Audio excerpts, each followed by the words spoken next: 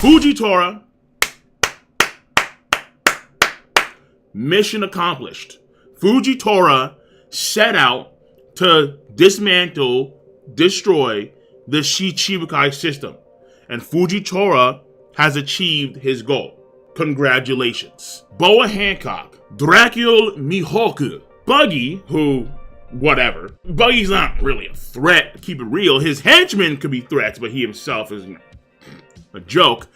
But Weevil, newly formed Shichibukai, he's gone, he's X'd. And then, Bartholomew Kuma.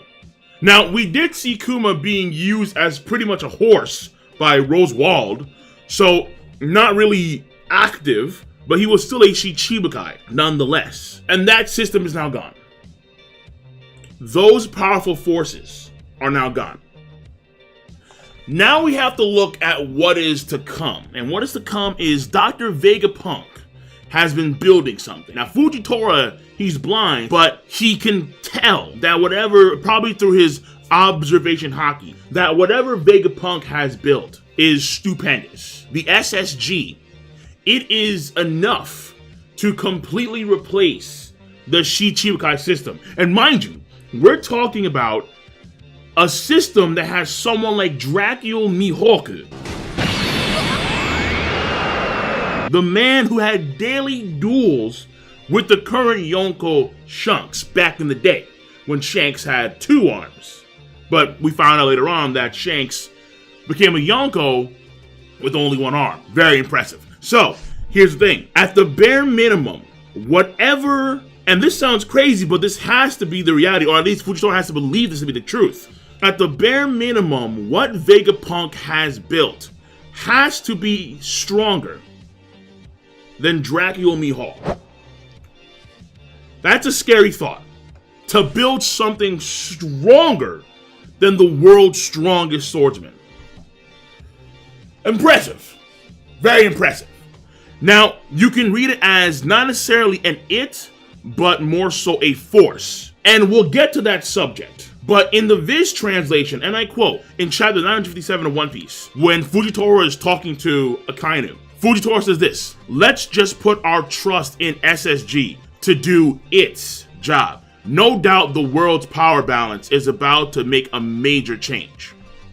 So, SSG could be a force of some kind, or it could be a particular singular weapon. And I'll touch both of these subjects later on in the video. What I think we have to do in order to try and gauge what Vegapunk has created, whether it's a fighting force or a single entity, is we have to gauge other scientists, very prominent scientists across the world of One Piece, and then what's stated about Vegapunk's achievements throughout the entirety of the story.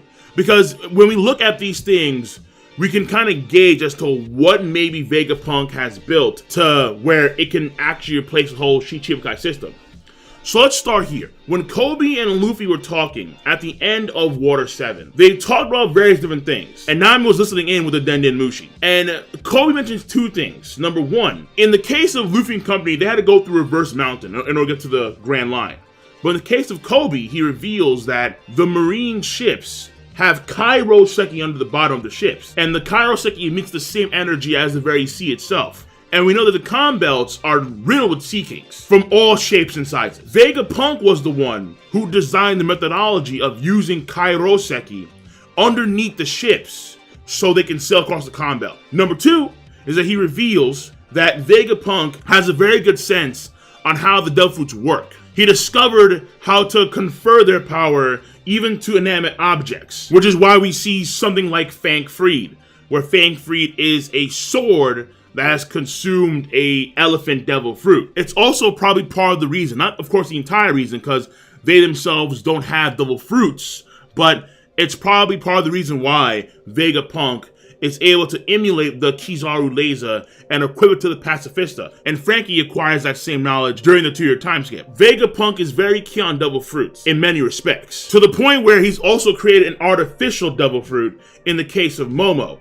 However, in Momo's case, Momo's fruit was a failure. But in order to actually create the artificial devil fruit in the first place, he had to use DNA, or in the case of One Piece, lineage factor manipulation.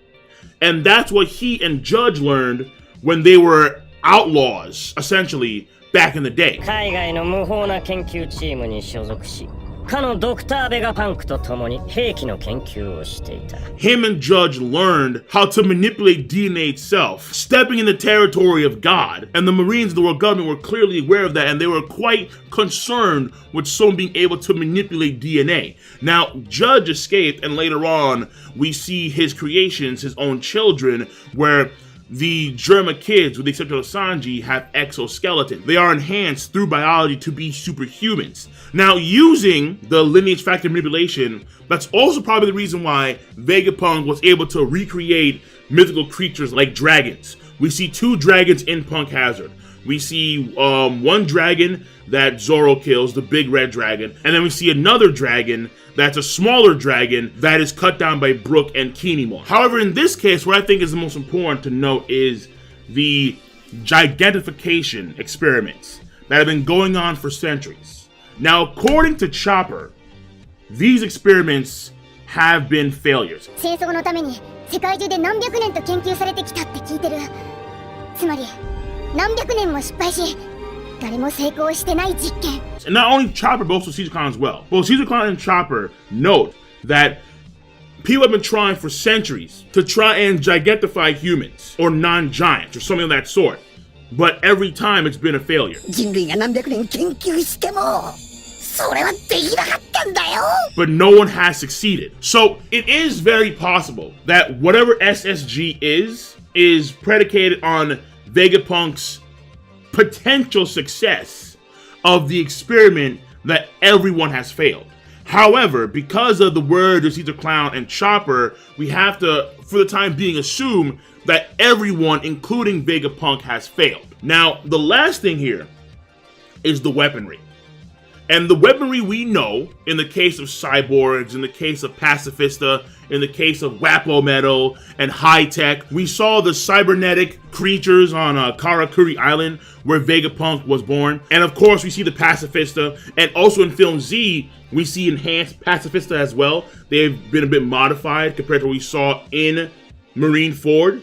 So we do have a sense of how the Pacifista have improved from pre-time skip to post-time skip, looking at Film Z. Frankie himself is also a testament to Vegapunk's intelligence because Frankie's modifications that he has in his body currently are, for the most part, done via Vegapunk's designs when he was a child. So that is the general gist of what I think we should be focusing on when it comes to Vegapunk in this video. Because Vegapunk, with all these things, I think we can kind of get a good sense about what he has created. And I think it does tie a lot to the whole giant thing, in either a success way or a failure way. And that also depends on what SSG is, whether it's a single or a plural, whether meaning it's a single thing or it's a group or a unit of some kind. So from the standpoint of SSG being a group, a unit, and let's say for argument's sake that the SS in SSG means super soldier. We can look at this from the standpoint of the Germa, where the Germa, they themselves are super soldiers. They are enhanced human beings. But one would assume that Vegapunk's intellect is actually greater than that of Judge's, since Vegapunk seems to be the end-all be-all scientist of One Piece. So it is possible that Vegapunk has also created super soldiers of some kind that mimic the Germa kids in some way, shape, or form. Of course, they don't have raid suits, but at the same time, there are probably ways to make up for that in spades, I would definitely say. So, here's the thing.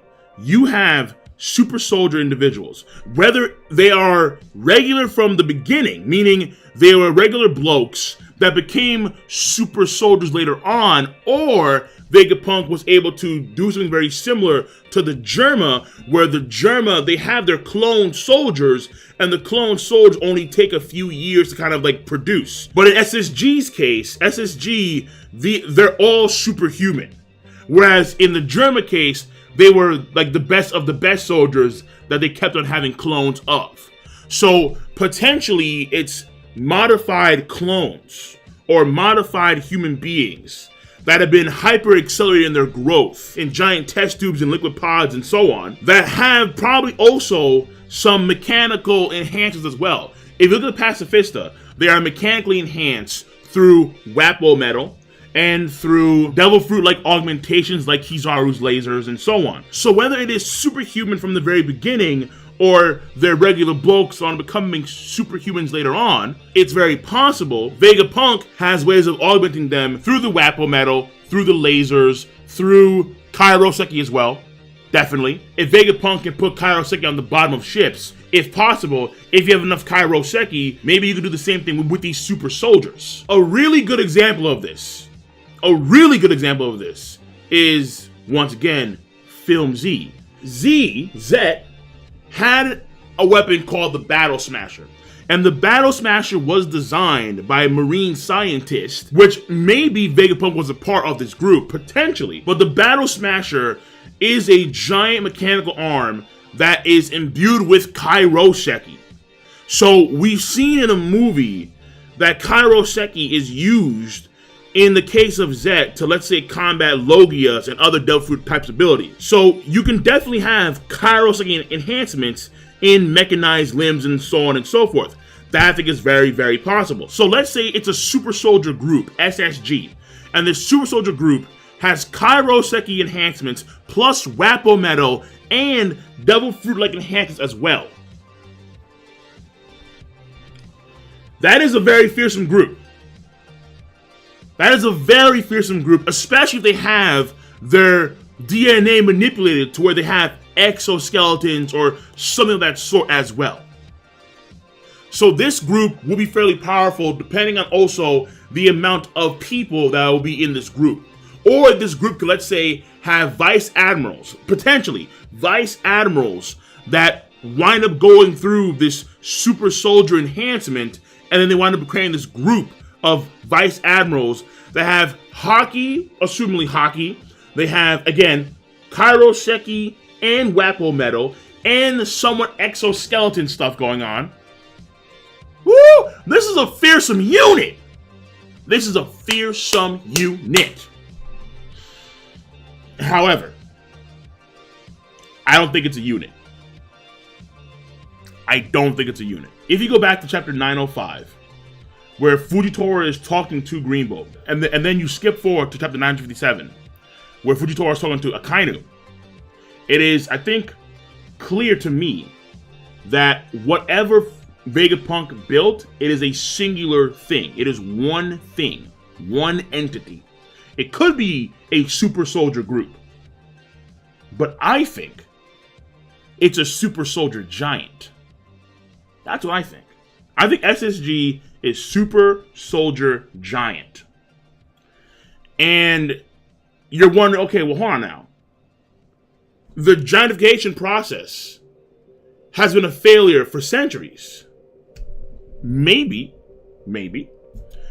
Vegapunk found a way to take human beings and actually convert them to giants. And plus, there's already giants among the Marines anyway. So what if some of those giants, or one of those giants, was willing to go through an experiment for the sake of the Marines, for the sake of world peace and so on, and like with Kuma, is enhanced in so many different ways through Vegapunk's tech, with Vegapunk's knowledge. So the giant has Devil Fruit augmentations like lasers, again, Kairoseki, Wappo metal, maybe even the DNA manipulation. Woo!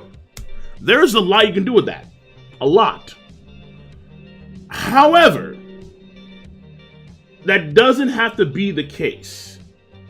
If we go back to volume 59 of One Piece, during Marineford War, at the end of Marineford War, Shanks comes in there, he stops the war, shuts it down. And a lot of folks forget, obviously, but there was one person in particular who made a big stink at Marineford, but kind of faded away towards the end. Let me remind you. Oh yeah. Oh yeah. Oh yeah. People, it's getting real. It is getting real. Wait a minute now. What happened to Monsieur Little Oars Jr.? Oh, buddy. Oh, people. Little Oars Jr.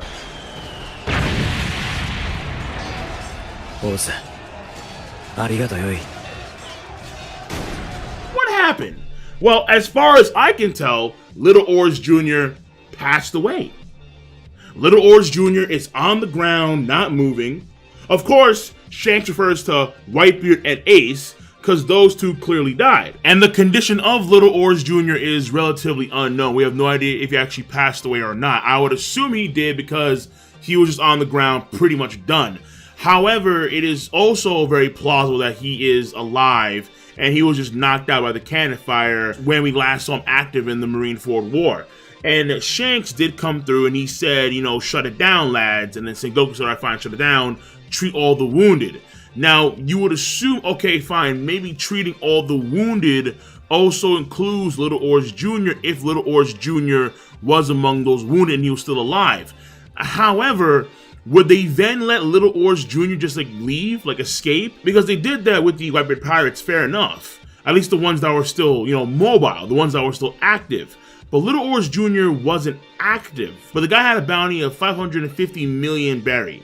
So there's a possibility, a clear possibility, that the dude died, or he was let go by the Marines, or it could have been an impelled down prison sentence, something of that sort. In either case of his death or an impelled down, the Marines and the world government would have access to Little Oars' body in some way, shape, or form. And the best person, I would definitely argue, who could make the best use of Little Oars Jr. would be Vegapunk.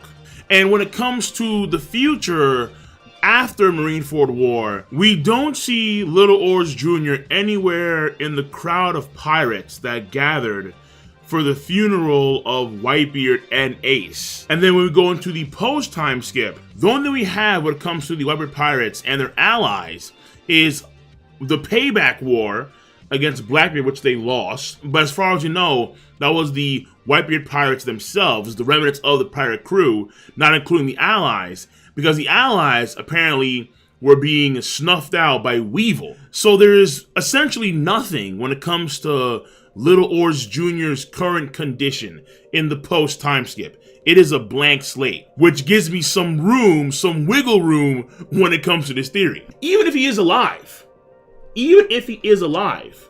if Vegapunk was able to wipe the memory of Bartholomew Kuma, who's to say he can't do the same thing for Little Oars Jr.?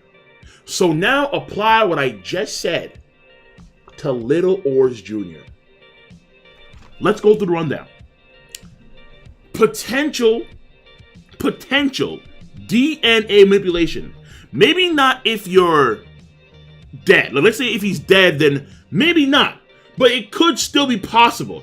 It could still be possible to manipulate Oars' DNA even when he's passed away.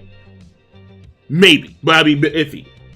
Either way, potential lineage factor manipulation. So Oars' defense, so Little Oars' Jr.'s defense ups. Not only that too, but with the lineage factor manipulation, you could potentially have a Oars Luffy situation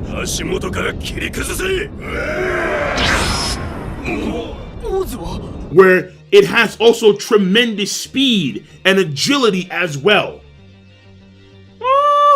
Okay, that's possible as well. When it comes to the whole gigantification process, don't have to worry. You know why? Because you have like one of the largest giants possible in the world of One Piece. Don't have to worry.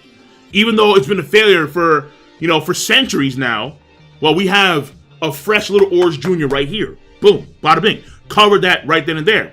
Then, when it comes to, again, Kairoseki, again, in Film Z, we have the Battle Smasher. The Battle Smasher was able to counter Logia and Deathroot abilities. I mean, it's Kairoseki, obviously. So a lot of folks are going to probably be wondering, well, no, Armament Haki Hardening. Armament Haki and Armament Haki Hardening is just one, it's one ability. It's one ability. If you have Kairoseki, guess what? You don't need Armament Haki when it comes to hurting Deathroot users. Boom! So imagine Battle Smasher augmentations. Jesus. Could you imagine the fist of Little Oars Jr.? Battle Smashers? Like, oh, it's wild. It's wild. So you have the Kairoseki there. Then, lasers. Kizaru-like lasers or other devil fruit type augmentations in this super soldier giant. Then on top of that, you can do other cybernetic things like missiles, armor piercing rounds, and so on. And then if you want to add a little bit of extra icing on top of the, let's say, enhanced exoskeleton, you can add Wappo metal to that. And mind you, Wappo metal is, if it's thick enough, even someone like Whitebeard couldn't break through Wappo metal.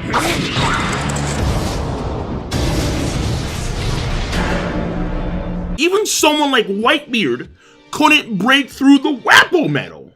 Of course, I'm not saying that he could never break through it, but with that single quick attack that he tried against it, it didn't work. And if you're talking about thick, Little Oars Jr. is a thick boy. Very thick boy. I mean, when it comes to something that could beat out Shichibukai, when it comes to something that can make up for that whole system in spades, well, I think that covers it. I think that would cover it. Whew. Again, if you could manipulate the genome in some way, shape, or form of Little Oars Jr., he could have swiftness, speed. Ace-kun, doesn't matter. Wipe the memory, gone. Wappo metal enhancements like Bartholomew Kuma. Lasers like Bartholomew Kuma. And then have Kairoseki enhancements too. So different users across the board, even Logia's, doesn't matter. That's scary. That is genuinely scary. Now, of course, that's like mad fan fiction, but I think it's possible. I think if you go down the run-through of what Vegapunk has been capable of, even from the standpoint of failures, Little Oars Jr. covers those bases. And the reason why I don't think it's a group, on top of the translations of the Viz, it's also the fact that you already have the Pacifista. The Pacifista already exists. And if you want to enhance them, you can easily do so. We see that in Film Z. However, if let's say there's not enough Kairoseki to go around, then of course they're going to have an issue with Logia. But if you give Kairoseki to that one ultimate creature, that one ultimate weapon, I think we're done. And plus, Little Oars Jr. can also be able to swim too. Won't have to worry about the water. It's not done for a user.